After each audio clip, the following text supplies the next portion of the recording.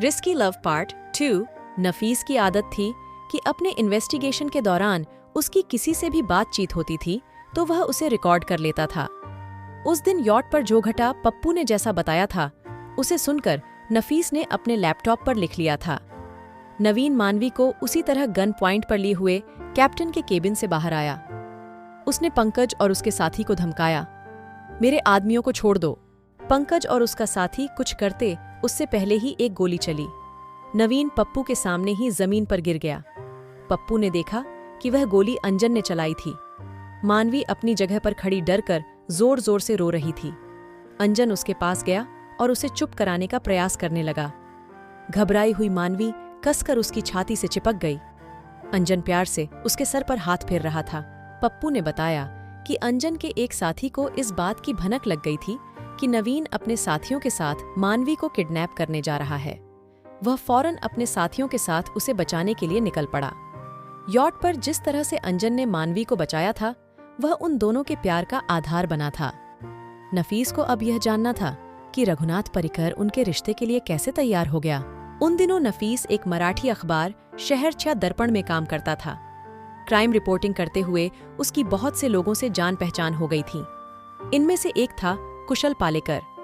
कुशल परिकर constructions में engineer था। उसका काम के सिलसिले में रघुनाथ परिकर से मिलना जुलना होता रहता था। नफीस जानता था कि कुशल को अंदर की बातें पता करने का शौक है। पहले भी वह कई बार कुछ बातें पैसों के लालच में उसे बता चुका था। नफीस को उम्मीद थी कि इस बार भी वह उसके काम आ सकता है। उसने कुशल से संपर्क कर उसे मिलने बुलाया। कुशल उसी ईरानी कैफे में उससे मिला जहां पहले भी दोनों मिल चुके थे। नफीस ने उसके सामने अपना सवाल रखा, कुशल, तुमने पहले भी मुझे रघुनाथ परिकर के बारे में सटीक खबरें दी हैं। इस बार भी मैं तुमसे कुछ जानने के लिए ही आया हूं। तुम्हें तो पता है कि रघुनाथ ने अपनी इकलौती बहन की एंगेजमेंट अंजन विश्वकर्मा से कर दी है। तुम जानते हो कि अंजन रघुनाथ के लिए क्या काम करता था। फिर रघुनाथ इतनी आसानी से उसे अपना बहनोई बनाने को कैसे तैयार हो गया। यही नहीं, उसे अपने बिजनेस में पार्टनर भी बना लिया। कुशल ने कहा, मानवी और अंजन को बहुत से लोगों ने एक साथ देखा था। दोनों के बीच एक रिश्ता है। रघुनाथ ने उसी रिश्ते को नाम देने का काम किया है। नफीस जानता था कि उसने टालने वाला जवाब दिया है। वह बोला, फिर भी मुझे नहीं लगता है कि रघुनाथ इतनी आसानी से मान गया होगा। कुशल ने हंसकर कहा, बात तो सही है तुम्हारी। मुझे भी यही लगता है कि इसमें जरूर कोई गहरी बात है, लेकिन मैंने पता करने की कोशिश नहीं की थी। जो भी हो उससे मुझे कोई फर्क नहीं पड़ता। नफीस समझ गया कि कुशल का इशारा किस तरफ है। उसने जेब से वॉलेट निकालकर कुछ पैसे देते हुए कहा, मैंने भी तुमसे बेमतलब काम कब करवाया है, अब तो ठीक है ना। कुशल ने पैसे गिने, अपनी जेब में रखने से पहले इधर उधर देखा। उसके बाद बोला, यह बहुत अंदर की बात है। यह बात निकालना इतना आसान नहीं होगा। अभी इतने रख लेता हूं, लेकिन इस बार काम के बाद कुछ और देना होगा। ठीक है, लेकिन हर बार की तरह खबर एकदम पक्की होनी चाहिए। उसकी फिक्र मत करो, 2 दिन बाद मैं तुम्हें फोन करके यहीं बुलाऊंगा। कुशल उठकर चला गया। नफीस ने कैफे का बिल चुकाया और वहां से निकल गया। वह अपने अखबार के मालिक गौतम उसगांवकर के घर पहुंचा। गौतम ने कहा, नफीस कैसे आना हुआ, कोई खास खबर? सर, आजकल अपने एरिया में एक बात बहुत चर्चा की है। रघुनाथ परिकर ने अपनी बहन मानवी का रिश्ता अपने एक मामूली से आदमी अंजन से पक्का कर दिया है। सभी जानना चाहते हैं कि आखिर इसके पीछे वजह क्या है। अभी तक किसी के पास भी इस मामले में कोई ठोस जानकारी नहीं है, लेकिन मैं आपको यह जानकारी लाकर दे सकता हूँ। नफीस की बात सुनकर गौतम उसकी बात पर विचार करने लगा। नफीस ने कहा, सर, अगर हमारे अखबार में सही बात छप गई तो हमारे अखबार का सर्कुलेशन कितना बढ़ जाएगा।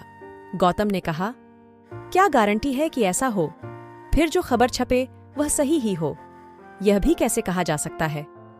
नफीस ने हंसकर कहा, क्या सर, आप तो मुझसे बहुत अधिक अनुभवी हैं। जानते हैं कि लोग वह जानने में ज्यादा इच्छुक होते हैं जो रहस्य की बात हो।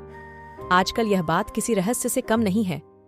अगर हमारा अखबार इस रहस्य से पर्दा उठाएगा तो लोग हमारा अखबार ही खरीदेंगे। रही बात खबर के पक्के होने की, तो आज तक मैंने जो भी खबर लाकर दी है कच्ची नहीं रही। गौतम एक बार फिर उसके प्रस्ताव पर विचार करने लगा। नफीस ने अपनी बात जारी रखी।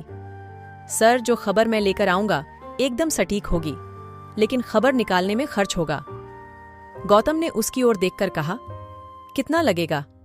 नफीस ने मन ही मन हिसाब लगाकर रकम बता दी। गौतम ने कहा, इतने पैसे ज्यादा नहीं हैं? बिल्कुल नहीं सर, एकदम वाजिब हैं। मेरी गारंटी है कि आप इस खबर को छापने के बाद बहुत खुश होंगे। अगर बात उल्टी हो गई तो? सर, आप जितना ना सही, पर अनुभव तो मेरे पास भी है। उसी अनुभव के आधार पर कह रहा हूं। अगर मैंने जो कहा है वह ना हुआ तो आप सारी रकम मेरी तनख्वाह से काट लीजिएगा। गौतम मुस्कुरा दिया। नफीस समझ गया कि उसका काम हो गया। गौतम ने नफीस की बताई हुई रकम उसे दे दी। 2 दिनों के बाद नफीस उसी ईरानी कैफे में कुशल की राह देख रहा था। करीब 10 मिनट इंतजार के बाद कुशल कैफे पहुंचा। अपनी कुर्सी पर बैठते हुए बोला, सॉरी, देर हो गई, पर तुम्हारा काम पुख्ता किया है। नफीस ने कहा, पहले पूरी बात बताओ, तब तय होगा कि काम पुख्ता हुआ है कि नहीं। ठीक है, सब सुनकर ही फैसला करो। कुशल ने उसे वह बताया जो उसने पता किया था। मानवी और अंजन एक दूसरे को प्यार करने लगे थे। दोनों अक्सर एक दूसरे से मिलते थे। कई लोगों ने उन्हें एक साथ देखा था। इस बारे में बातें भी होने लगी थीं। सबसे पहले यह बात मानवी के छोटे भाई यदुनाथ के कान में पड़ी। उसने जब यह सुना कि उसकी छोटी बहन उनके यहाँ काम करने वाले अंजन को प्यार करती है, उसके साथ घूमती फिरती है, तो वह बहुत गुस्सा हुआ। उसने मानवी को बुलाकर उसे खूब डांट लगाई। रघुनाथ मानवी का बड़ा भाई था, लेकिन उसकी आई ने मरते समय 7 साल की मानवी की जिम्मेदारी उसे सौंपी थी। 22 साल की उम्र में रघुनाथ अपनी बहन का पिता बन गया था। उसने मानवी को अपनी औलाद की तरह ही पाला था। मानवी से बढ़कर उसके लिए दुनिया में कुछ नहीं था। यदुनाथ मानवी और अंजन की शिकायत लेकर रघुनाथ के पास पहुंचा।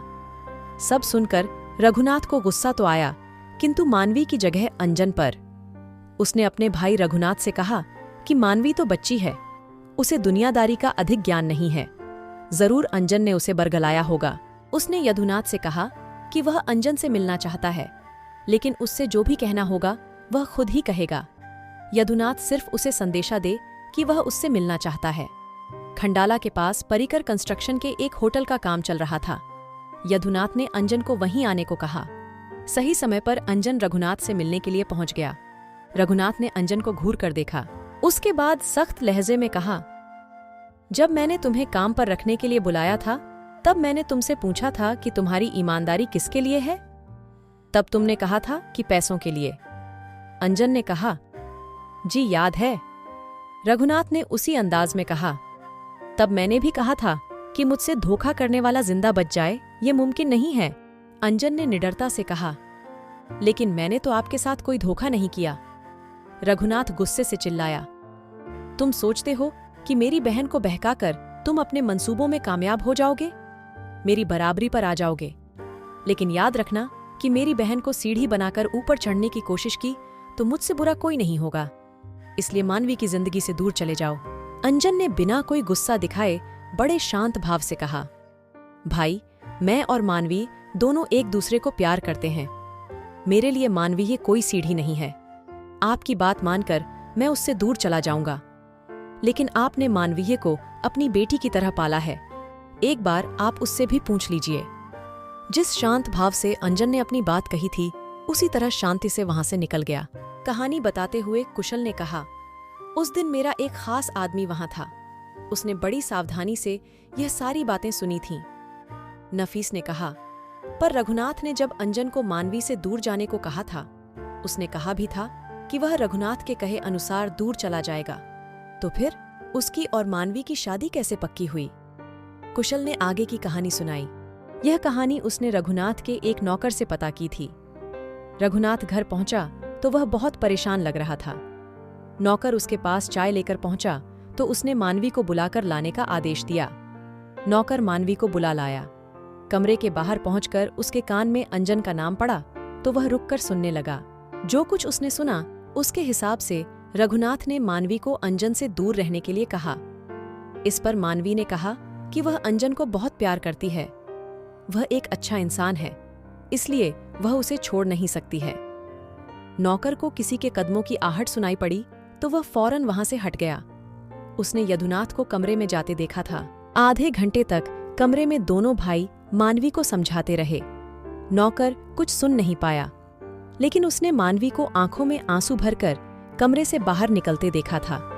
उसके बाद कई दिनों तक मानवी ने खुद को अपने कमरे में कैद कर लिया था।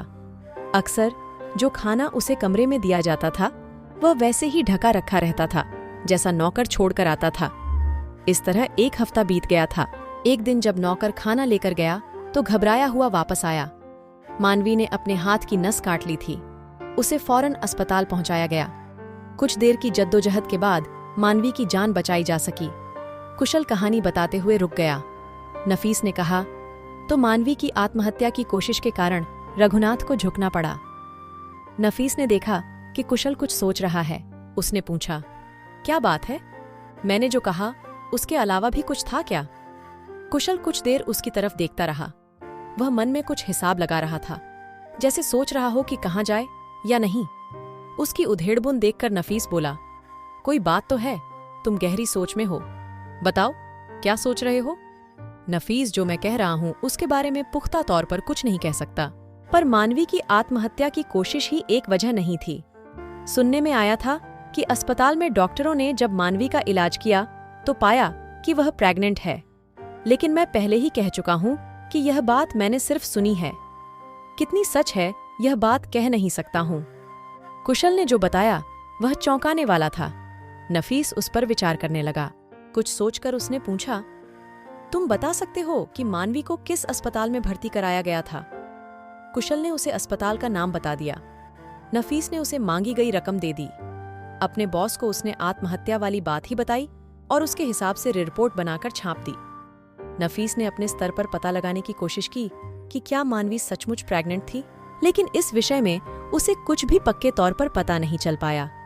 बेडरूम से कुछ आहट सुनाई पड़ी तो नफीस को लगा कि शाहीन जाग गई है।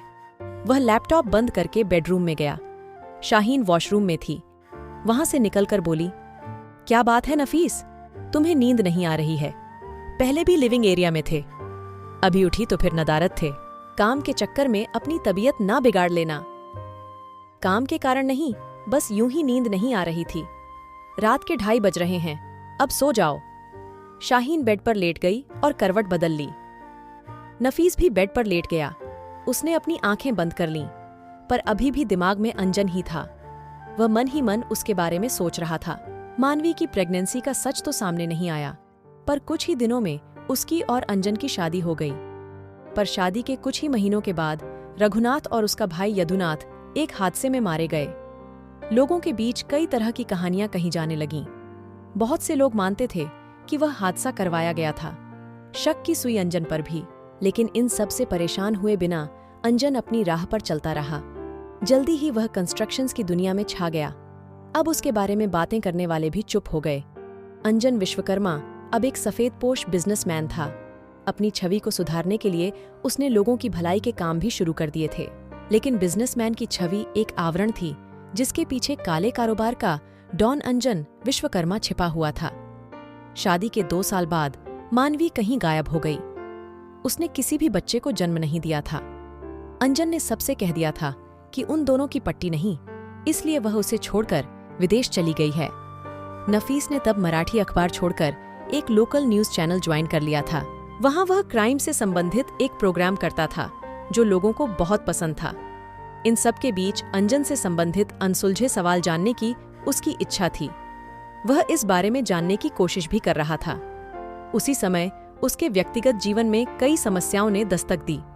उसका और शाहीन का 1.5 बरस का बेटा चल बसा।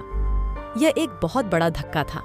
आवश्यक था कि शाहीन को उस माहौल से दूर ले जाया जाए। वह मुंबई छोड़कर दिल्ली चला गया। अब भी साल भर पहले ही वह वापस मुंबई आया था।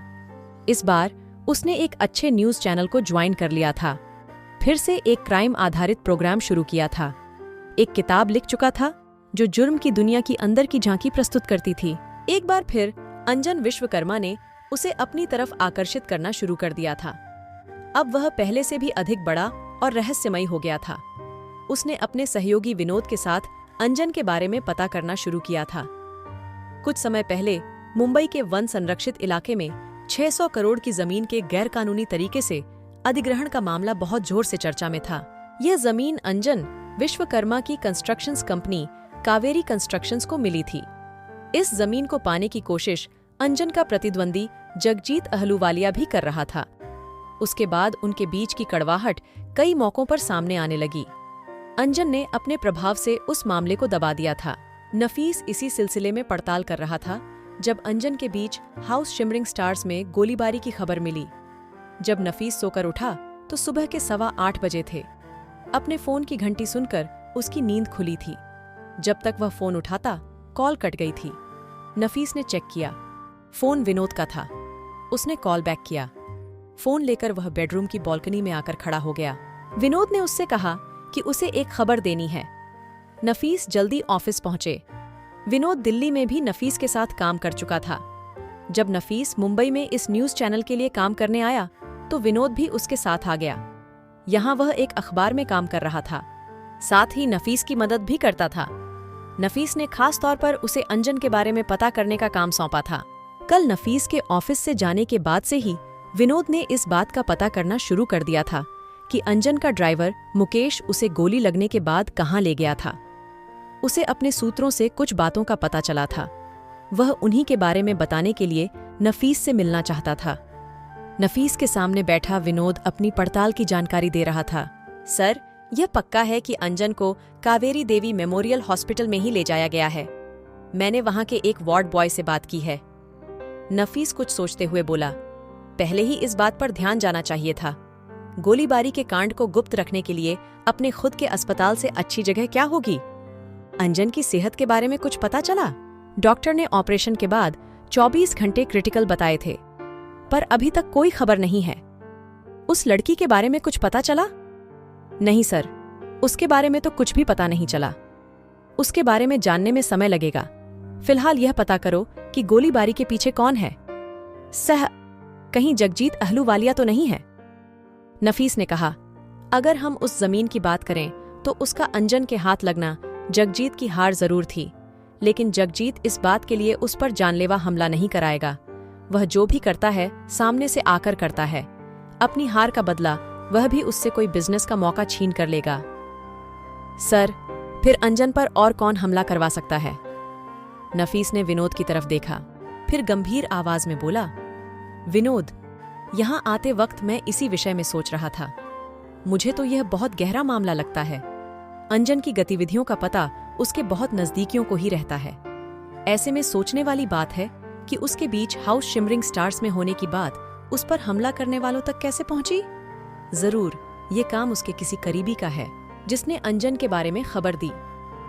नफीस की बात सुनकर विनोद भी सोच में पड़ गया। वह बोला, अंजन का सबसे करीबी तो उसका दोस्त पंकज सुरवे है। वही उसके साथ हर जगह साए की तरह रहता है। तो क्या पंकज वह शख्स हो सकता है? एकदम से किसी फैसले पर पहुंचना जल्दबाजी होगी, लेकिन ऐसा हो भी सकता है।